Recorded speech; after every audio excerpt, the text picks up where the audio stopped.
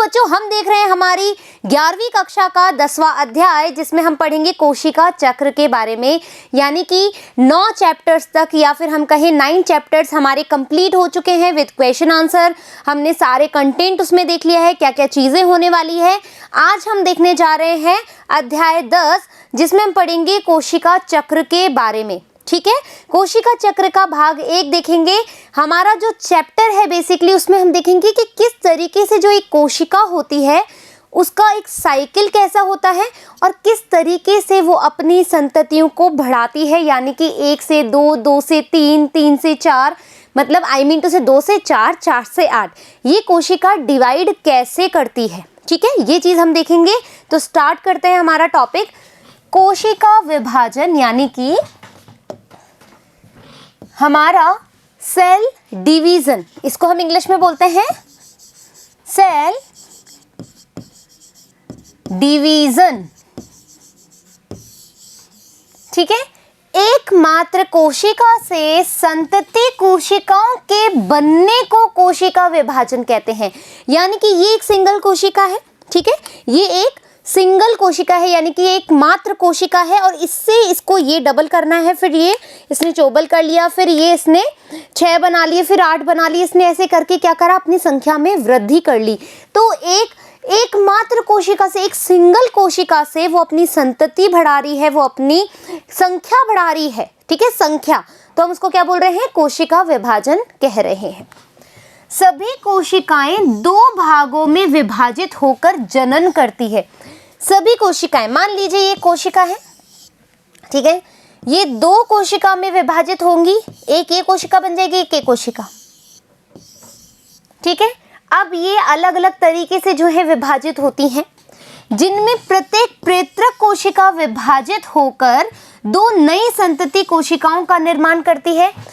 ये जो ये क्या है, प्रेत्रक कोशिका है। प्रेत्रक कोशिका, ये जो प्रेत्रक कोशिका है ये विभाजित होगी, इसमें क्या होगा, विभाजन होगा। ठीक है, इस प्रेत्रक कोशिका में विभाजन होगा और 2, ठीक है, 2 संतति कोशिकाएं ये बनाएंगी, 2 संतति कोशिकाएं ये बनाएगी। ये बात क्लियर हो गई। ये नवनिर्मित संतति कोशिकाएं स्वयं वृद्धि एवं विभाजन करती है। अब ये कोशिकाएं क्या हो जाएंगी, देखो अभी ये प्रेत्रक कोशिका है, लाइक है ना, ये प्रेत्रक कोशिका है, इससे इसने विभाजन किया, 2 संतति कोशिकाएं बना ली। अब इससे भी 2 कोशिकाएं बनेंगी, तो ये प्रेत्रक कोशिका हो जाएंगी, ये संतति कोशिकाएं हो जाएगी। ये फिर यहाँ पर प्रेत्रक कोशिका होगी और ये संतति कोशिकाएं आएंगी। समझ में आया, मतलब ये जो संतति कोशिका है आगे जाकर के खुद प्रेत्रक कोशिकाएं बन जाएंगी, वृद्धि करेंगी और विभाजित होंगी और नई संतति कोशिकाएं बना पाएंगी। गेट इट, समझ में आया। आगे बढ़ते हैं।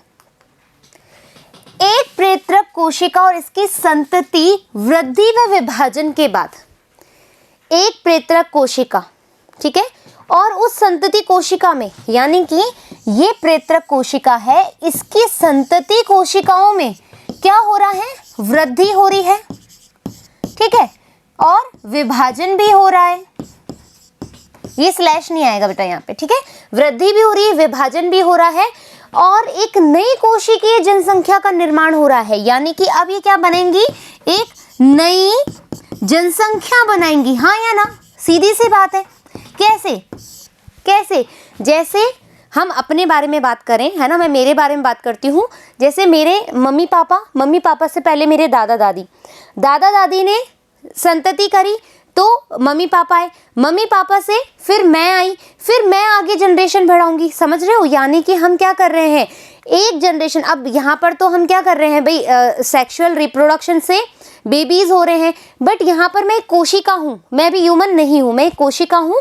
पहले 2 कोशिकाएं जो प्रेत्रक कोशिका है, फिर वो संतति कोशिका हुई, संतति कोशिकाओं ने फिर प्रेत्रक कोशिकाओं का रोल अदा किया, फिर संतति कोशिका हुई।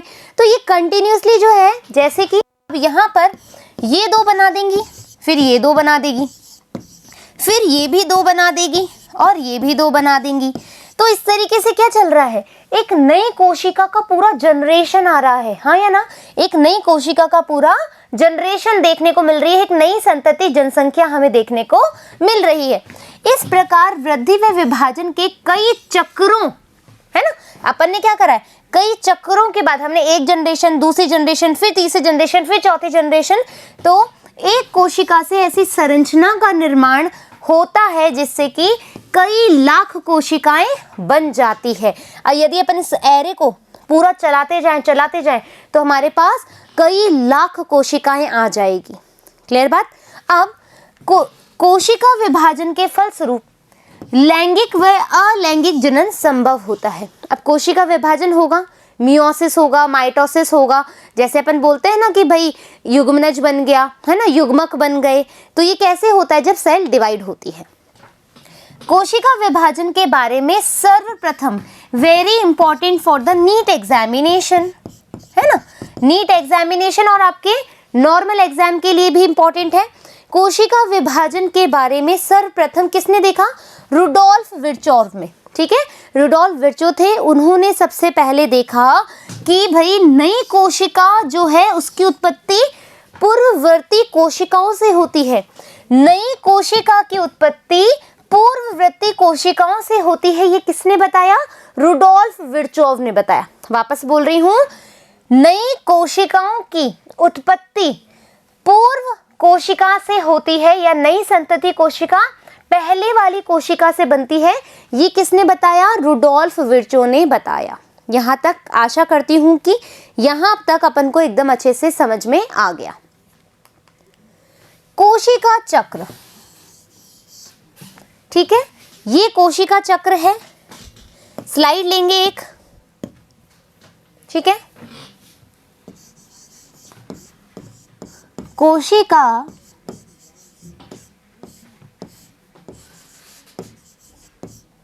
चक्र, ठीक है, ये पढ़ेंगे।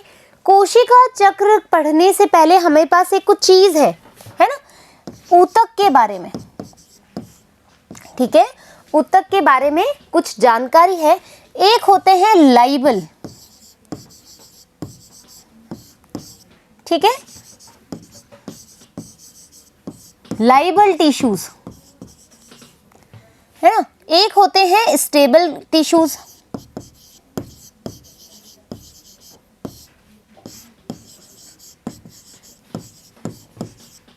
स्टेबल टिश्यू, एक होता है हमारा परमानेंट,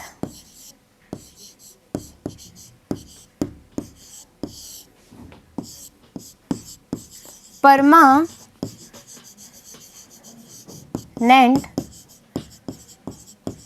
टिश्यू, ठीक है।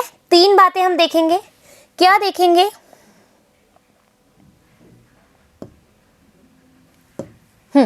लाइबल टिश्यू जो है बेटा, ठीक है, जो लाइबल टिश्यू है इसमें विभाजन जो है, विभाजन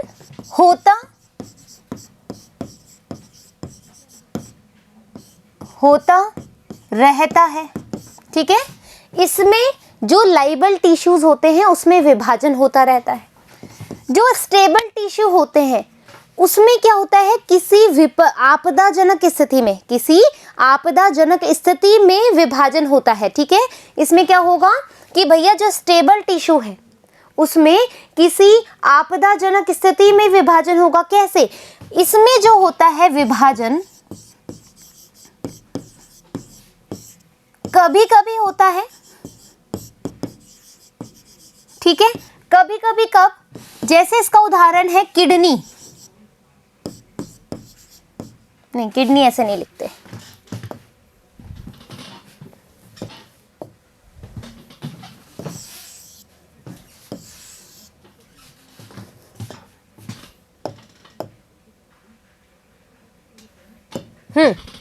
जैसे किडनी,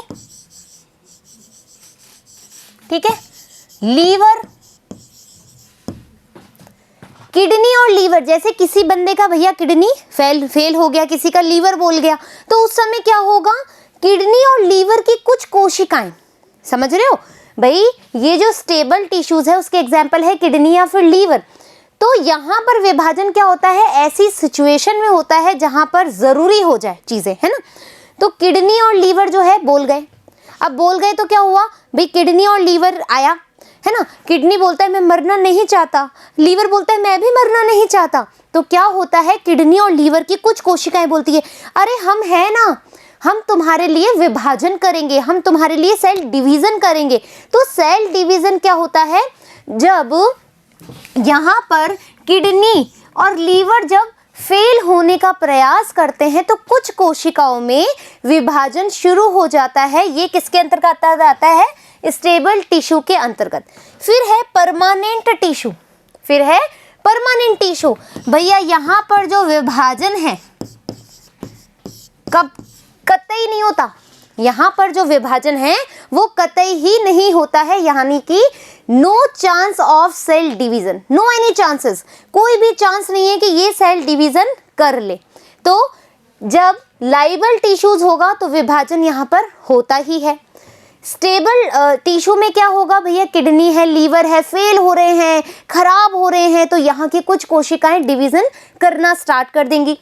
परमानेंट टिश्यू में क्या होगा, विभाजन नहीं होगा। ये बात समझ में आई। अब अपन सेल साइकिल पे चलेंगे, एक और स्लाइड लेंगे अपन, एक और स्लाइड लेते हैं। कोशिका चक्र, ठीक है, कोशिका चक्र। कोशिका चक्र आराम से अपन को यहां पर जो है दिख रहा है। अब क्या होगा कोशिका चक्र में, ये देखो,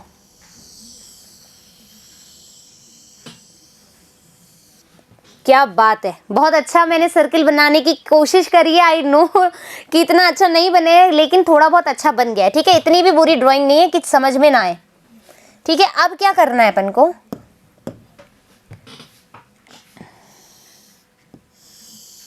ठीक है। देखो कलर जो है, मैं कलर प्रेमी हूं, आप बोल सकते हो, मुझे कलर्स बहुत पसंद है, ठीक है।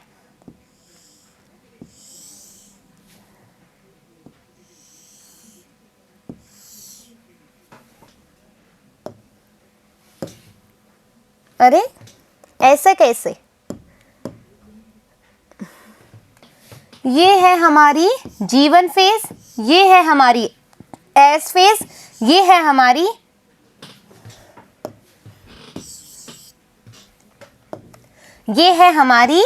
G2 फेज, ये है हमारी G0 फेज, और ये जो हमारी मध्य में है ये है M फेज, ठीक है। हम बना रहे हैं कोशिका चक्र। कोशिका चक्र बनाने के लिए देखो मैंने कुछ कुछ चीजें ऐसी बनाई हैं बच्चों, कैसे पता लगेगा अभी मैं बताती हूँ।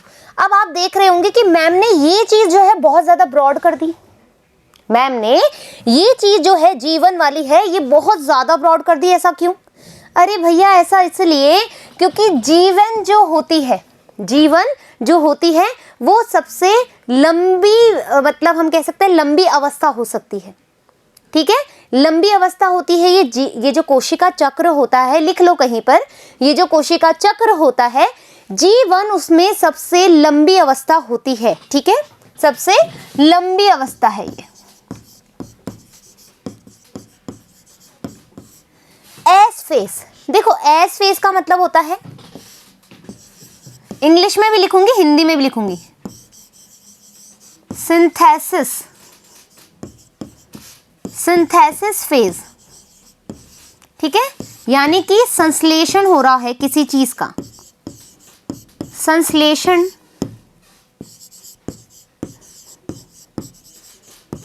अवस्था, ठीक है। ये हो गई हमारी सिंथेसिस फेज यानी कि संश्लेषण अवस्था।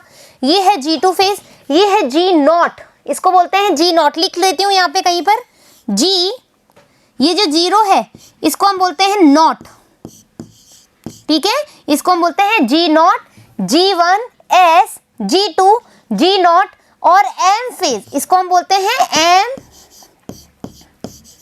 फेज, ठीक है, यानी कि mitotic phase, mitotic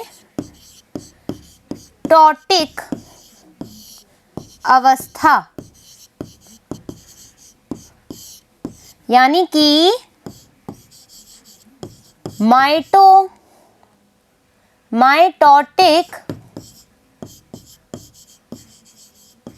phase. Clear बात। अब क्या हुआ, कलर चेंज करेंगे। अरे एक मिनट रुको भैया, ठीक है, अब सुन लो।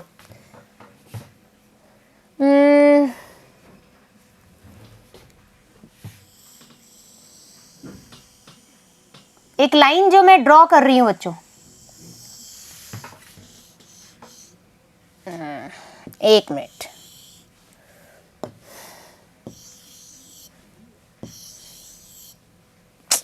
इसमें यही गड़बड़ी है बस, बीच में यदि आपने कुछ बना लिया है तो आपको ऐसे हटाना ही पड़ेगा उसको। ठीक है, ये जो व्हाइट लाइन है, ये जो व्हाइट लाइन देख रहे हो तुम, भाई दोबारा मैंने एक व्हाइट लाइन बनाई है, इसको हम कहते हैं inter phase. Inter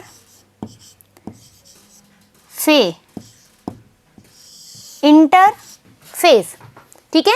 G1S G2 G0, ये जो अवस्था है बेटा, ये क्या कहलाएगी हमारी इंटरफेस। ठीक है, कलर चेंज कर रही हूं। और ये जो है, ये तो है अपनी माइटोटिक, ये जो है ये कौन सी है, अपनी माइटोटिक फेज। ठीक है, ये जो इतना सा है बेटा, रुको एक मिनट, थोड़ा और इसको बड़ा कर लेती हूं।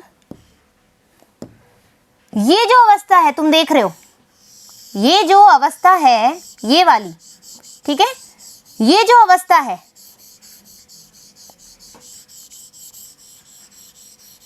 ठीक है, ये जो अवस्था है वो कैसी है हमारी, रुको सुंदर सा करने दो थोड़ा सा।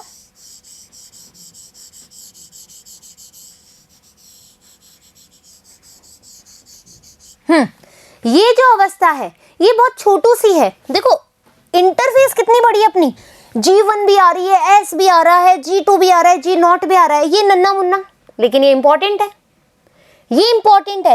ये इंपॉर्टेंट क्यों है,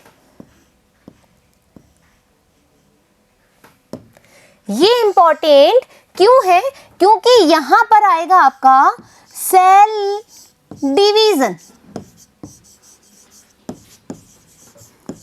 सेल डिवीजन यानी कि कोशिका, थोड़ा सा डार्क करना पड़ेगा, कोशिका विभाजन, कोशिका विभाजन। ठीक है, इस एम फेज में कोशिका डिवाइड करेगी। ठीक है, कोशिका डिवाइड करेगी, ऐसा नहीं है कि यहां पर ऐसा कुछ नहीं होगा, ये प्रिपरेटरी फेज है बच्चों। प्रिपरेटरी बोले तो अभी मैं बताती हूँ। ठीक है, ये समझ में आ गया। एक बार स्क्रीनशॉट ले लो, फिर आगे चलते हैं। जल्दी से स्क्रीनशॉट ले लो। डन, स्क्रीनशॉट ले लिया। अब अपन आगे चलेंगे, एक और स्लाइड लेंगे। ठीक है, अब छोटा छोटा बना रही हूं, M phase, G1S G2 G1S G2 G0 और एम फेज। ठीक है, G0 और एम फेज। अब क्या होगा, अब क्या होगा, इसको समझने से पहले अपन चलेंगे, एक बात और बता देती हूँ। ये जो है यहां से लेकर के यहां तक की अवस्था है, ये होगी हमारी, इसको हम कहेंगे 23 आवर्स। ठीक है, अब बच्चों एक छोटी सी बात मैं आपको बता रही हूँ, ये G0 मैंने यहां लिखा है, लेकिन ये जो G0 होता है वो यहां पर होता है। देखो कैसे बताऊं, एक बार यहां पर भी कर ही लो, फिर ये दिक्कत ही रहेगी, फिर बीच में क्या होगा, ये यहां से हटा दो, नहीं तो फिर हमेशा गड़बड़ करोगे। ठीक है,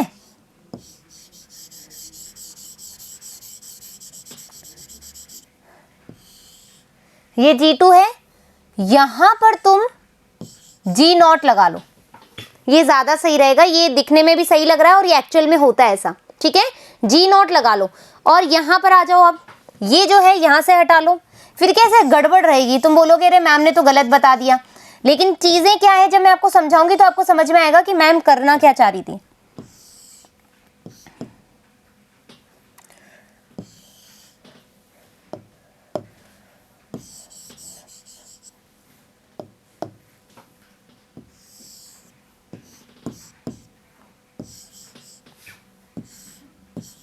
ऐसे कर लो, ज्यादा सही रहेगा, ठीक है। अब यहां से, ठीक है, यहां से लेकर के, यानी कि जो इंटरफेस है बच्चों, इंटरफेस है वो होती है 23 घंटों की। इंटरफेस कितनी होती है? 23 घंटों की होती है। किसमें? ह्यूमंस में, यानी कि मानव में। कितने घंटों की है? 23 घंटों की होती है। और ये जो एम फेज है, ये जो एम फेज है, ये सिर्फ होती है 1 घंटे की। ये होती है 1 घंटे की। एक और अपन स्लाइड लेंगे, देखो कोशिका चक्र, 2 फेज होती है इस कोशिका चक्र में। एक होती है हमारी इंटरफेस, हिंदी में ऐसे लिख रही हूं, इंग्लिश में ना, इंटरफेस। एक होती रही है हमारी एम फेज, ठीक है। अब जो इंटरफेस होती है, इसमें क्या होता है? इसमें प्रिपरेशन होती है, किसके लिए? सेल डिवीजन के लिए। इसमें क्या होता है? प्रिपरेशन को हम हिंदी में बोलते हैं तैयारी, ठीक है। इसमें तैयारी होती है किसके लिए? कोशिका विभाजन के लिए।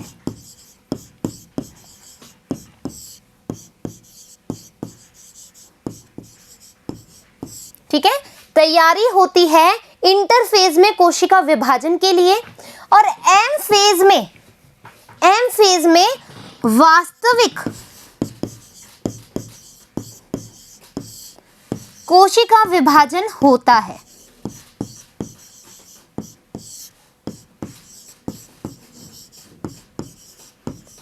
ठीक है, वास्तविक कोशिका विभाजन होता है यहां पर, और यहां पर तैयारी होती है कोशिका विभाजन की।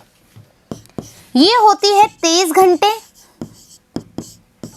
मानव में, ये होती है 1 घंटा।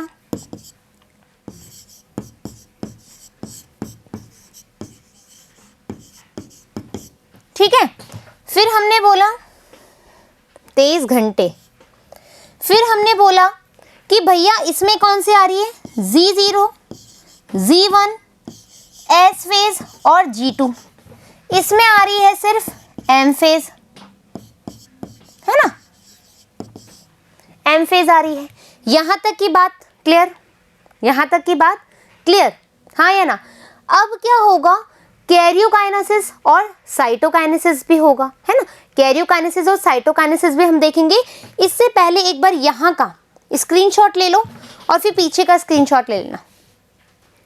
एक बार पीछे का भी ले लो, ये मैंने जो चेंज किया है ये वाला स्क्रीनशॉट लो बेटा, वो पहले वाला हटा देना, ये वाला स्क्रीनशॉट ले लो। डन। नेक्स्ट वाला ये ले लो, फिर ये वाला ले लो। यहां तक समझ में आ गया? यहां तक एकदम क्लियर है? अब आगे बढ़ते हैं। आगे बढ़ने से पहले अब अपन अपने कंटेंट पे जाएंगे थोड़ा सा, ठीक है। कोशिका चक्र समझेंगे। कोशिका विभाजन सभी जीवों के लिए एक अत्यंत महत्वपूर्ण प्रक्रिया है। Very good. क्यों नहीं होगी भाई महत्वपूर्ण? यदि कोशिका डिवाइड नहीं करेगी तो संख्या नहीं बढ़ेगी, संख्या नहीं बढ़ेगी तो हमारी बॉडी का फंक्शन ही काम नहीं करेगा, हाँ है ना। क्यों? क्योंकि कोशिकाओं से ऊतक बनते हैं, ऊतक से ही अंग बनते हैं, अंग से अंगतंत्र, और अंगतंत्र से पूरा शरीर, और शरीर से ही हम इंडिविजुअल बनते हैं, हाँ या ना। तो कोशिका विभाजन तो बहुत जरूरी है। एक कोशिका विभाजन के दौरान डीएनए प्रतिकृति व कोशिका वृद्धि होती है। देखो कोशिका विभाजन के द्वारा क्या हो रहा है?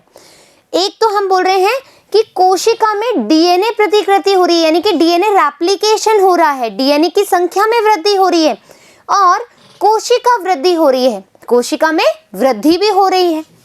सभी प्रक्रियाएं जैसे कोशिका विभाजन, डीएनए प्रतिकृति और कोशिका वृद्धि एक दूसरे के साथ समायोजित होकर के, क्या क्या बोला, सभी प्रक्रियाएं, कौन कौन सी प्रक्रियाएं होंगी, सेल डिवीजन होगा, कोशिका विभाजन होगा, डीएनए प्रतिकृतिकरण यानी कि डीएनए रेप्लिकेशन होगा, कोशिका वृद्धि यानी कि सेल ग्रोथ भी होगी, एक दूसरे के साथ संयोजित होकर के। Cell division, DNA replication, cell growth, कोशिका विभाजन, डीएनए प्रतिकृतिकरण और कोशिका वृद्धि, ये सब मिलकर के इस प्रकार संपन्न होती हैं। ये सब तीनों चीजें मिलकर के इस प्रकार संपन्न होती है, कोशिका विभाजन सही हो और संतति कोशिकाओं में इनकी प्रेरक कोशिकाओं वाला जीनोम होना चाहिए। भाई एक कोशिका से, जैसे ये एक कोशिका है, इससे तुम दो कोशिकाएं बना रहे हो, है ना, या फिर हम बोले ये एक कोशिका है, इसमें विभाजन हो रहा है तो ये इस तरीके से हो गई, हाँ या ना, है ना, फिर ये क्या बनेगी, ये कोशिका, ये कोशिका, ठीक है। तो इस कोशिका के गुण तो आएंगे ही ना इसमें, क्यों, क्योंकि प्रेरक कोशिका के समान ही तो है, तो इनमें जीनोम भी समान होगा, हाँ या ना। बात समझ में आ गई, आगे बढ़ते हैं। घटनाओं का यह है अनुक्रम, मतलब ये घटनाएं कौन कौन सी, सेल डिवीजन हो रहा है, डीएनए रेप्लिकेशन हो रहा है, सेल ग्रोथ कर रही है और जो जीनोम है वो आगे जाता जा रहा है, ये घटनाक्रम। भाई G1 फेज आ रही है, S फेज आ रही है, G2 फेज आ रही है, G0 आ रही है, M फेज आ रही है, तो ये घटनाएं तो चल रही है, एक अनुक्रम ही तो चल रहा है। इनके फलस्वरूप कोशिका अपने जीनोम का द्विगुणन, यानी कि ये जो जीनोम है इसका द्विगुणन कर लेगी, ठीक है। अन्य संघटकों का संश्लेषण और तत्पश्चात विभाजित होकर दो नई संतति कोशिकाओं का निर्माण करती है ना। अभी कौन कौन से फेज में होगा अपन बात करेंगे, G1 में क्या होता है, G2 में क्या होता है, G0 में क्या होता है, डोंट वरी। ये जो बात बोल रही है जीनोम का द्विगुणन, ये होता है S फेज में।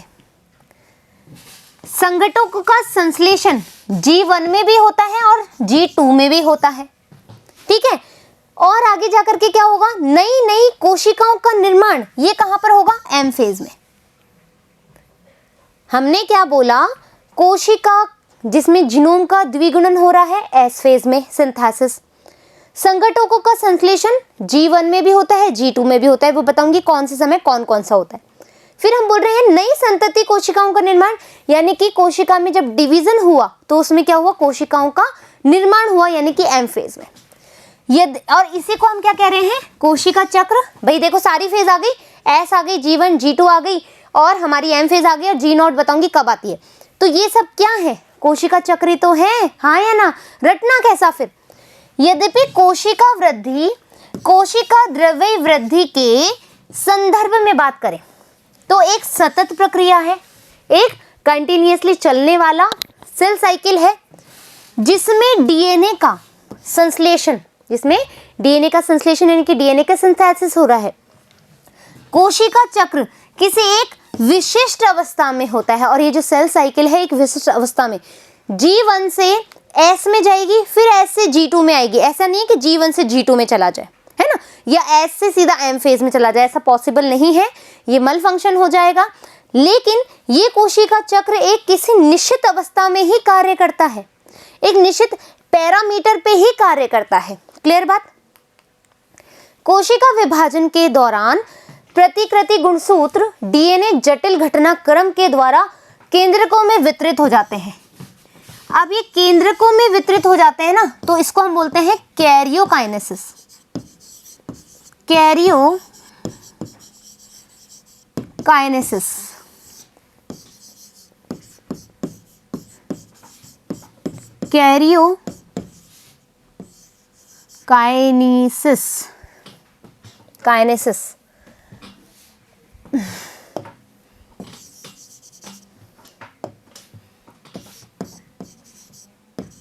काइनेसिस ठीक है, कैरियोकाइनेसिस।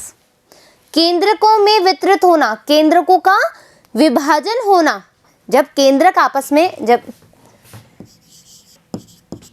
केंद्रक का विभाजन जो होता है बच्चों, उसको हम बोलते हैं कैरियोकाइनेसिस।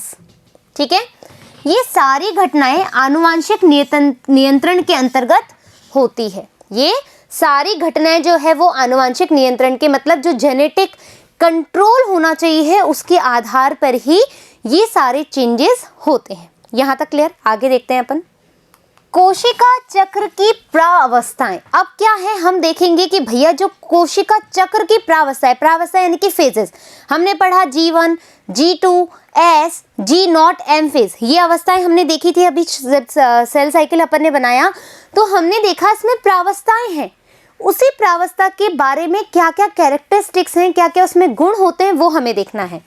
एक प्ररूपी यानी कि यूकैरियोट्स यानी कि हम लोग, है ना, हम लोगों के बारे में बात हो रही है। तो इसका उदाहरण मनुष्य की कोशिका के संवर्धन में हो रहा है। ठीक है, कोशिका के संवर्धन की, कोशिका की ग्रोथ के बारे में बात करें तो ये लगभग 24 घंटे में यानी कि 24 आवर्स में ये कंप्लीट होती है। कोशिका चक्र की यह अवधि, यानी कि अपन ने जब 24 घंटे की बात करी थी तो जो इंटरफेज है वो 23 घंटे थी, है ना, और जो एम प्रावस्था है, माइटोसिस फेज है, ये हमारी 1 घंटे की थी। ये बात हम कर चुके हैं। यद्यपि कोशिका चक्र की यह अवधि एक जीव से दूसरे जीव, इंपॉर्टेंट लाइन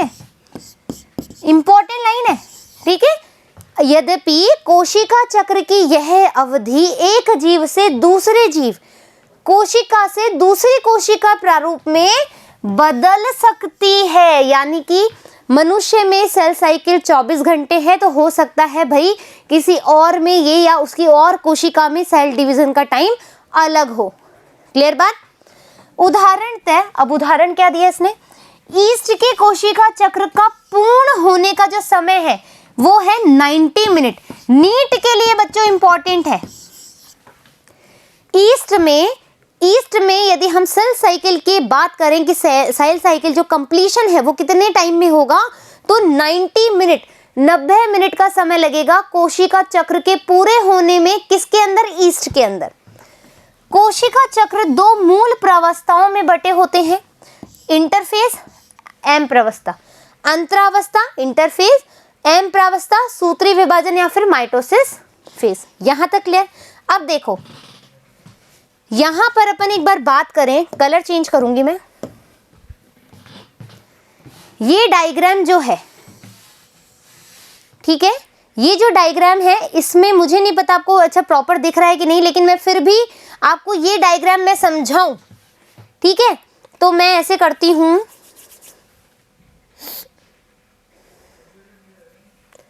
आपको अलग से बना के दिखा दूंगी, वो ज्यादा सही रहेगा, क्योंकि हो सकता है कुछ बच्चों को ना दिखे प्रॉपर नेट की वजह से, है ना। सूत्री विभाजन यानी कि एम अवस्था उस अवस्था को व्यक्त करता है जिसमें वास्तव में कोशिका विभाजन या समसूत्री विभाजन होता है। देखो जो जो बातें अपन पढ़ चुके हैं, देखो आ जाओ एक बार आ जाओ। एम फेज वास्तविक कोशिका विभाजन, ये अपन पढ़ चुके हैं ऑलरेडी, है ना। मानव में 1 घंटे की होती है ये एम फेज, अपन ने बात कर ली है। ये इंटरफेज यानी कि अंतरावस्था, अंतरावस्था में तैयारी होती है कोशिका विभाजन के लिए, लेकिन वास्तविक कोशिका विभाजन क्या है, इस एम फेज में होता है। ये अपन पढ़ चुके हैं। आ जाओ वापस से अपनी जगह। अंतरावस्था 2 क्रमिक एम प्रावस्थाओं के बीच की प्रावस्था को व्यक्त करता है। जो अंतरावस्था है 2 क्रमिक एम प्रावस्थाओं के बीच की अवस्था को व्यक्त करता है। नोट क्या है, मनुष्य की कोशिका के औसतन अवधि 24 घंटे की कोशिका चक्र में, जो 24 आवर्स में सेल साइकिल होता है, उसमें कोशिका विभाजन सिर्फ लगभग 1 घंटे में पूर्ण होता है। यानी कि एम फेज कितनी है, एम फेज कितनी है, 1 घंटे की है ओनली। क्लियर? तो बाकी कितना बचा, अंतरावस्था कितने की बची, 23 घंटे की बची। हम पढ़ चुके हैं ये चीज, जिसमें कोशिका चक्र की कुल अवधि 95% से अधिक अवधि अंतरावस्था में हो जाती है। भैया 23 घंटे अंतरावस्था ले रही है, तो सीधी सी बात है कोशिका विभाजन जो हो रहा है वो तो 1 घंटे में ही हो रहा है, तैयारी 23 घंटे की हो रही है। मतलब कितनी बड़ी टास्क है। ऐसा होता है ना, देखो शादी हो रही होती है जिसकी, तो शादी का हम 1 साल से तैयारी करने लग जाते हैं, फिर कुछ महीनों में अपन कपड़े वपड़े लेने लगते हैं। शादी तो सिर्फ 1 ही दिन की होती है, कुछ घंटों की तैयारी अपन कितने टाइम से कर रहे होते हैं, हाँ है ना।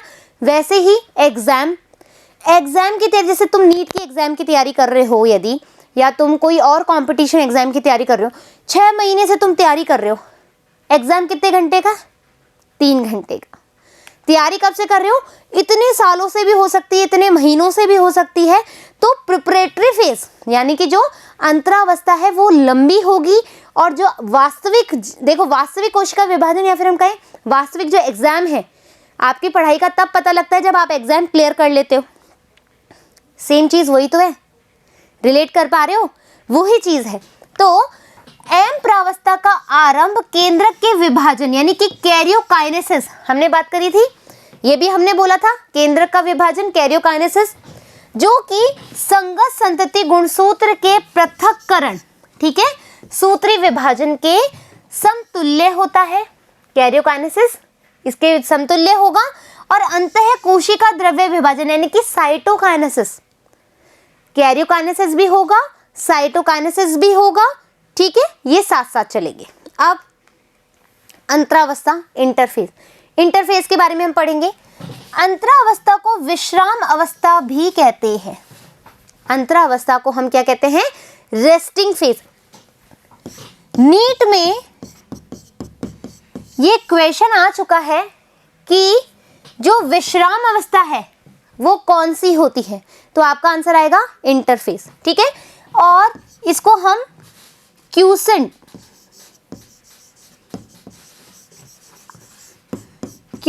फेज भी बोलते हैं।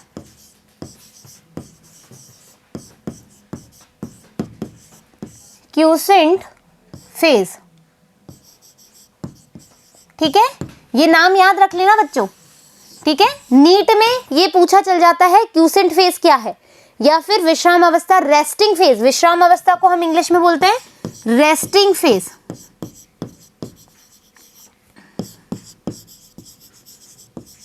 ठीक है, रेस्टिंग फेज, विश्राम प्रावस्था। इसमें कोशिका विभाजन के लिए तैयार होती है। क्या बोला कि भैया अंतरावस्था है, विश्राम अवस्था है, क्यूसेंट अवस्था है, ठीक है, और हम बोल रहे हैं रेस्टिंग फेज है। इसमें जो कोशिका है वो कोशिका विभाजन के लिए प्रिपेयर होती है।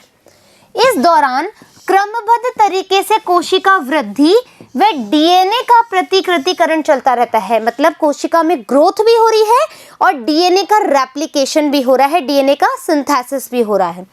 अंतरावस्था को 3 प्रावस्थाओं में विभाजित किया गया है।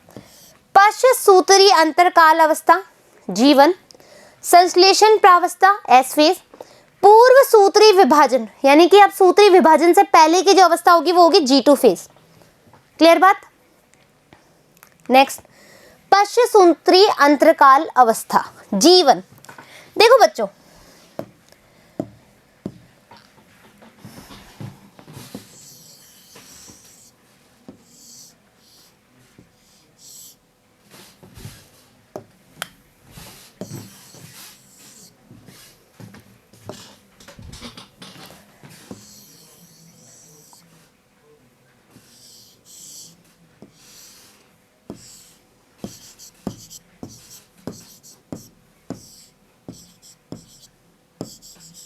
ठीक है ना।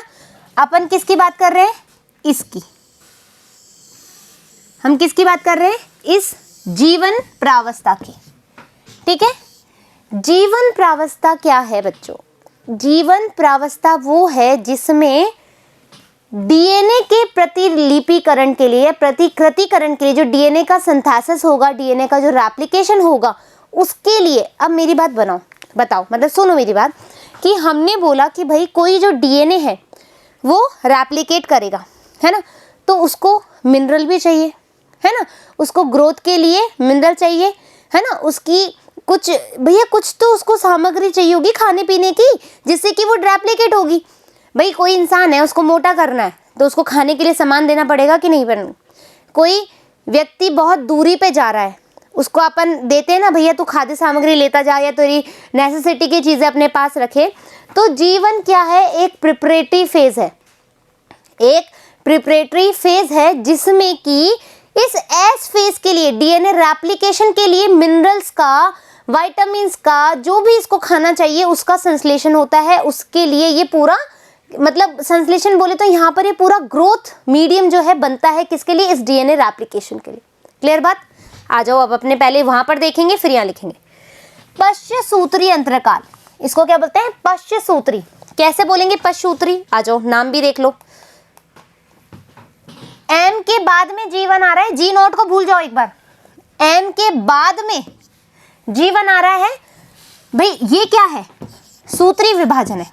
देखो नाम जो है वो इसके अकॉर्डिंग ही है, सूत्री विभाजन है। सूत्री विभाजन के बाद में जीवन आ रहा है तो हम क्या बोलते हैं इसको, पश्चसूत्री अंतकाल, अंतरकाल। क्लियर बात? क्यों बोला अपन ने, क्योंकि एम सूत्री विभाजन के बाद ये अवस्था आ रही है। अंतरकाल प्रवस्था, जीवन फेज समसूत्री विभाजन एवं डीएनए प्रतिकृतिकरण के बीच के अंतराल को प्रदर्शित करती है। बिल्कुल सही है। एम के बाद में, एम और एस के मध्य कौन है, जीवन ही तो है। सूत्री विभाजन, सूत्री अवस्था और संश्लेषित अवस्था के मध्य का स्थान कौन घेर रहा है, जीवन। हाँ या ना? जीवन प्रावस्था में कोशिका उपापचय रूप से सक्रिय होती है। उपापचय क्रिया यानी कि मेटाबॉलिक, मेटाबॉलिक ग्रोथ करती है। यहाँ पे क्या करती है, उपापचयी क्रियाएं करती है। यहाँ पर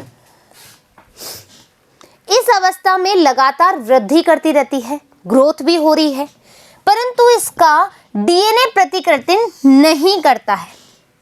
क्या क्या बोला अपन ने जीवन फेज में, सुनो। जीवन फेज के लिए अपन ने क्या बोला, उपापचयी क्रियाएं हो रही है,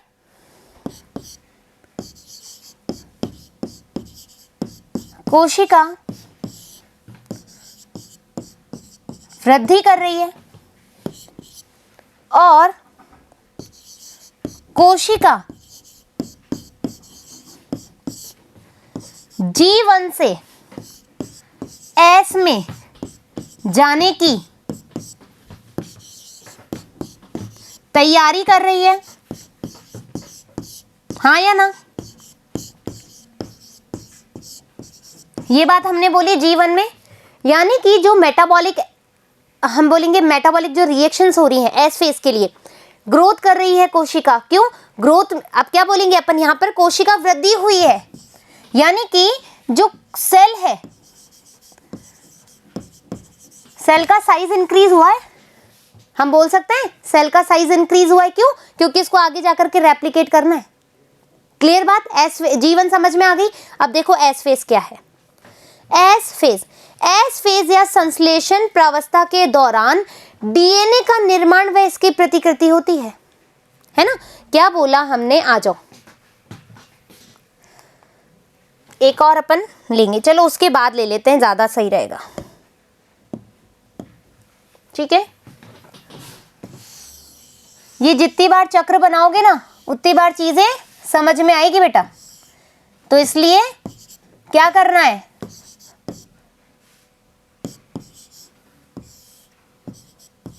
ठीक है। अब अपन पढ़ेंगे एस फेज, है ना, संश्लेषण अवस्था।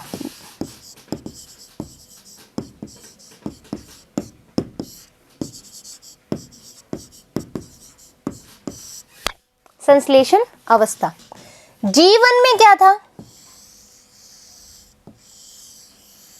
ठीक है, ये था जीवन में, ये था जीवन में। अब इसको जाना है एस, एस में जाना है। एस में क्या होगा बेटा,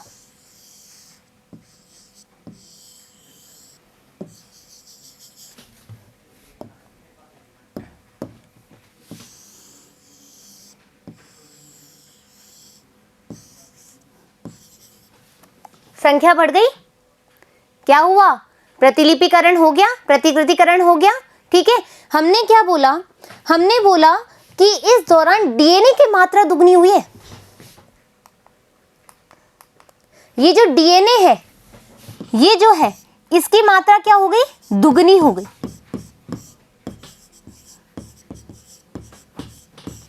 ठीक है, अब क्या हुआ, अच्छे से सुनो, अच्छे से सुनो, देखो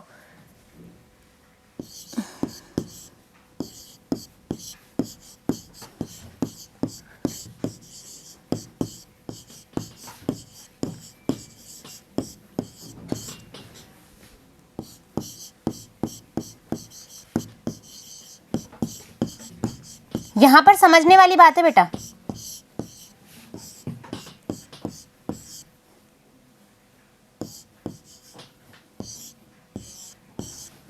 अच्छे से समझ लेना, गुणसूत्रों की संख्या एस फेज के दौरान, गुणसूत्रों की संख्या एस फेज के दौरान क्या रहेगी, समान रहेगी। ठीक है, यानी कि ये 2n था और 2n ही रहा, 2n था 2n ही रहा। गुण डीएनए की संख्या C यानी कि कंटेंट, कंटेंट बढ़ गया ना, दो गुना हो गया है, तो भाई क्या हुआ, दुगुना हुआ है, दुगुना हुआ है ना, तो 2C से, C बोले तो कंटेंट, 2C से ये 4C में बदल गया। एस फेज में क्या हुआ, एस फेज की बात कर रहे हैं अपन। यहां पर जीवन में गुणसूत्र ऐसा था, गुणसूत्रों की, यहां पर जो गुणसूत्र है, गुणसूत्र एक ही है, गुणसूत्रों की संख्या कैसे ज्ञात करते हैं, गुणसूत्रों की संख्या कैसे ज्ञात करते हैं, इस सेंट्रोमियर से।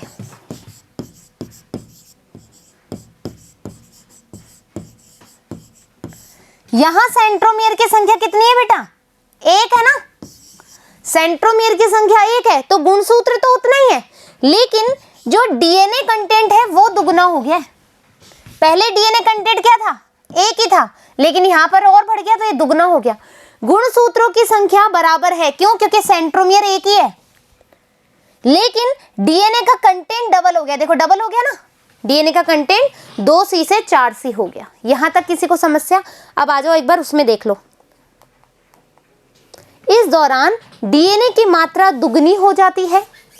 यदि डीएनए की प्रारंभिक मात्रा 2C है, अपन ने यही बोला, यदि डीएनए की प्रारंभिक मात्रा 2C है तो यह बढ़कर 4C हो जाएगी। यस, ये बढ़कर कहाँ गया अपना, ये बढ़कर 2C से 4C हो जाएगी, और हो गई, हाँ या ना, ठीक है। अब यद्यपि गुणसूत्र की संख्या, बच्चों ये नीट के लिए इंपॉर्टेंट है, याद रखना, ठीक है, गुणसूत्रों की संख्या में कोई वृद्धि नहीं होती है, गुणसूत्रों की संख्या में कोई वृद्धि नहीं हो रही है। यदि जीवन प्रावस्था में कोशिका द्विगुणित है, यदि जीवन प्रावस्था में कोशिका द्विगुणित है तो 2n गुणसूत्र है।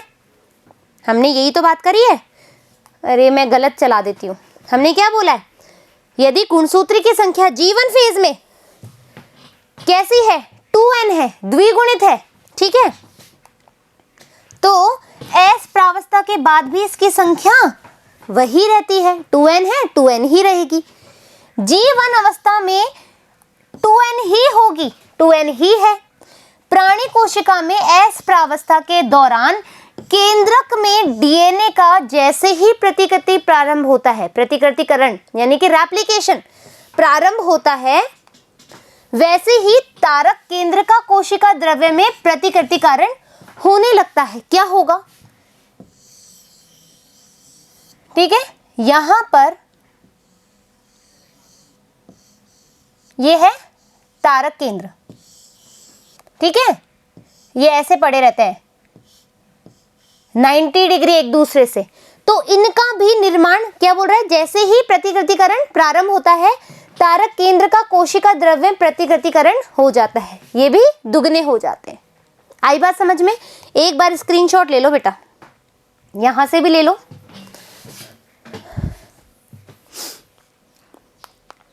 फिर अपन ने ये बात करी, इसका भी ले लो, एस फेज की बात करी है, ठीक है, हो गया। अब G2 फेज देखेंगे।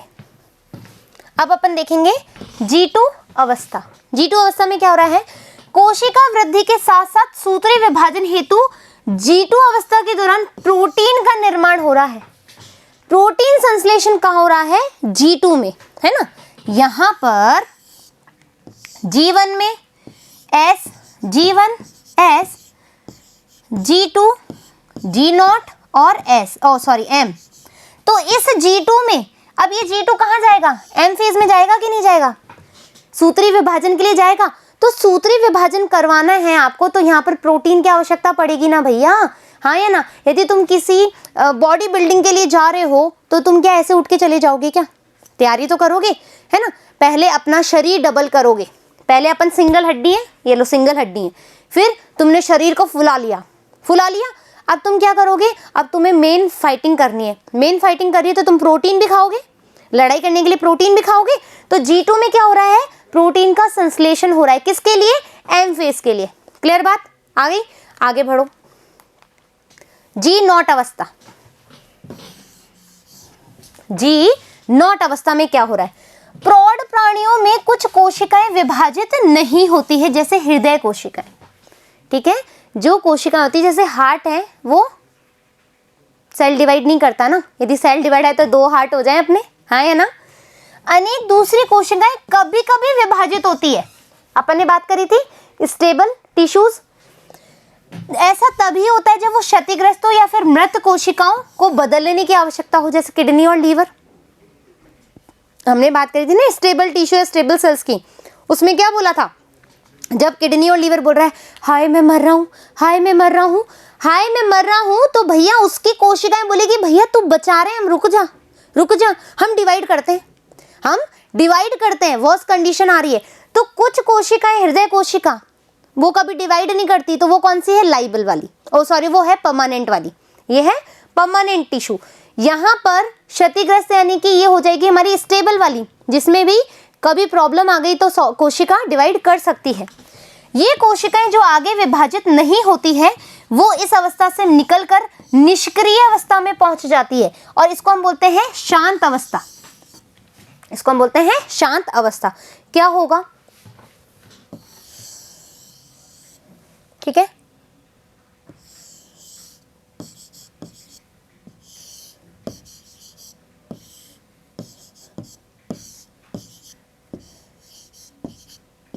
ठीक है। हमारा सेल साइकिल चल रहा है बेटा ऐसे,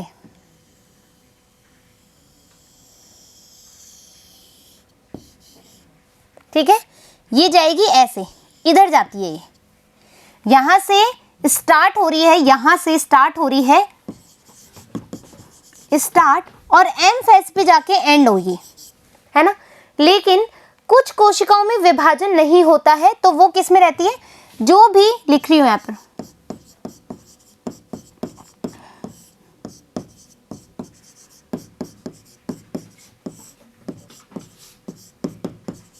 जो भी कोशिका विभाजित नहीं होती वो G0 में आराम करती है। जो भी कोशिका को कार्य नहीं करना, आगे जाके सूत्री विभाजन नहीं करना है, वो बोलेगी भैया हम तो रेस्टिंग फेज में हैं। हृदय है, वो उसको सेल डिवाइड नहीं करना होता है, तो वो हमेशा G0 में रहेगा, ठीक है। किडनी और लीवर वाली कोशिकाएं भी G0 में रहती है, लेकिन जैसे ही उसमें कोई डैमेज हुआ, जैसे ही वो फेलियर वाली कंडीशन में आई, वापस से वो G1 में चली जाएगी, ठीक है। तो यहां पर आकर के अब क्या होगा, यहां से स्टार्ट हो रहा है, यहां से स्टार्ट हो रहा है, यहां से स्टार्ट हो रहा है, यहां से स्टार्ट हो रहा है, यहां पर अब क्या करेगी, सीधा जंप लगा देगी यहां पे। ये अवस्था तो उसने क्या करी, क्रॉस कर दी है, और इस अवस्था को क्रॉस कर दिया, सीधा जंप लगा दिया G0 पे। भैया आज मेरा मूड नहीं हो रहा, आज मैं सोऊंगी। कभी कभी मुझे भी बहुत लगता है कि मैं आज सो जाऊं, लेकिन क्या होता है, काम बहुत ज्यादा होता है। तो अब इसको क्या लग रहा है, भैया इस कोशिका को नींद आ रही है, भैया आज अपन से ना हो पाए, है ना। तो ये कहाँ चली जाएगी, G0 में। जिसको माइटोटिक डिवीजन नहीं करना, जिसको सूत्री विभाजन नहीं करना, वो किस में चली जाती है, G0 में, ठीक है। जब उसका आराम खत्म हो जाता है, वापस से G1 में आ जाती है। जिसमें कोशिका विभाजन होता है बेटा, ठीक है।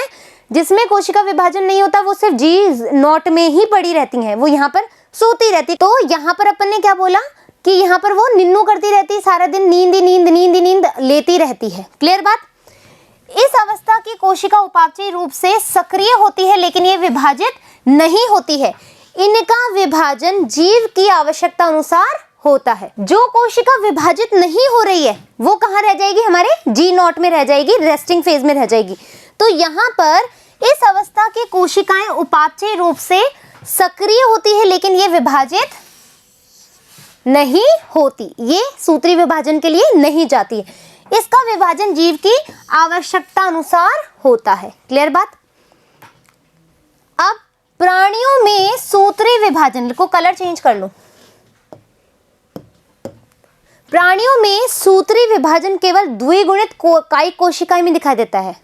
इंपॉर्टेंट बात, जो सूत्री विभाजन है, ठीक है, वो केवल द्विगुणित